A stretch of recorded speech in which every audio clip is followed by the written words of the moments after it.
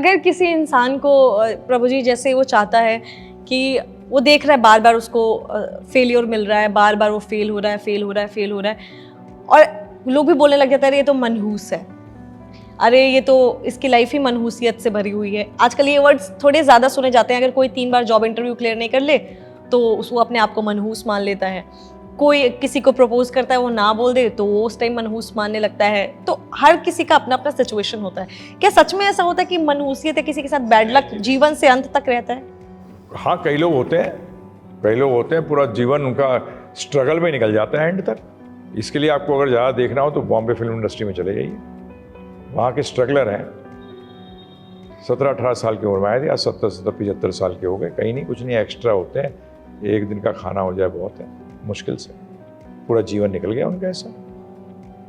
तो हैं ऐसे लोग भी। तो क्या ये उनके बैड कर्मास, पास्ट कर्मास का रिजल्ट है? Yes. Give me another answer to this. There is no answer. इसका आप भगवान को तो दोषी ठहरा ही नहीं सकते, क्योंकि वो तो बिल्कुल न्यूट्रल हैं। उन्होंने साफ लिखा है, वो तो देख रहे हैं जो करेगा वो भरेगा, जैसा करेगा वैसा भरेगा, और होना भी सही चाहिए, यही होना चाहिए। तो बेसिक फैक्ट ये है कि आप कैसे बोलोगे कि वो पूरा जिंदगी भर लगा रहा। और ये तो लाइफ के अंदर कई लोग ज़्यादा अप्स एंड डाउन्स भी देखते हैं, कई लोगों की लाइफ स्मूथ जाती है, वो कोई चीज़ की चिंता ही नहीं हुई। तो यानी कि ये सारे जो है, अगर किसी की लाइफ में ज़्यादा बैड लक है तो वो पास्ट कर्मास का रिजल्ट हो सकता है, और जो अगर किसी की लाइफ में बहुत सारी अच्छी चीज़ें हैं तो वो उनके पास्ट गुड कर्मास का रिजल्ट होता है। चक्कर क्या है ना, ये चीज़ समझना पड़ेगा। टेम्परेरी में अच्छा बुरा क्या होता है? सब बुरा है।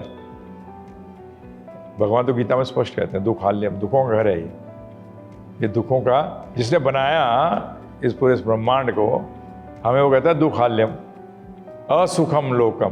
कैसा लोक है? असुख। या सुख नहीं है, बेवकूफ लोग सोचते हैं सुख है, वो मजा है, चला जाएगा। तो इस बात को समझना पड़ेगा। परंतु बैड लक किसको कहते हैं? जब इच्छा पूरी ना हो। इंटरव्यू देने गया, इंटरव्यू नहीं आया, ठीक है, क्या फर्क पड़ रहा है?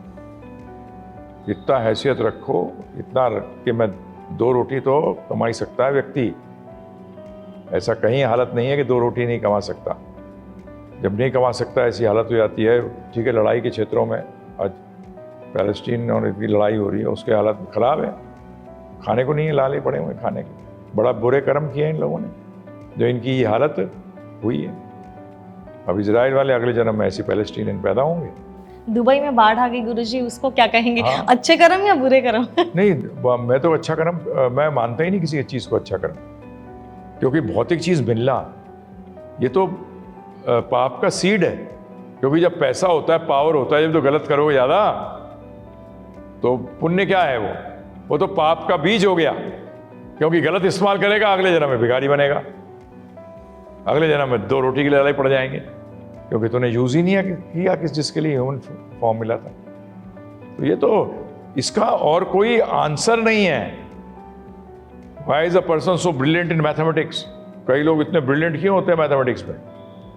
कई लोग म्यूजिक में, देखिए इतना बढ़िया, मतलब 12-12, 14-14, 15-15 साल के अंदर क्या क्या म्यूजिक बनाना शुरू कर दिया, कंपोज करना शुरू कर दिया। कहाँ से आया ये? उसमें मैथमेटिक्स के अंदर इतना जल्दी क्यों समझ जाता है एकदम? कई लोगों को पता लगा 10 दिन में जो चीज़ समझ आ रही है उसको घंटों में समझ आ रही है। कैसे?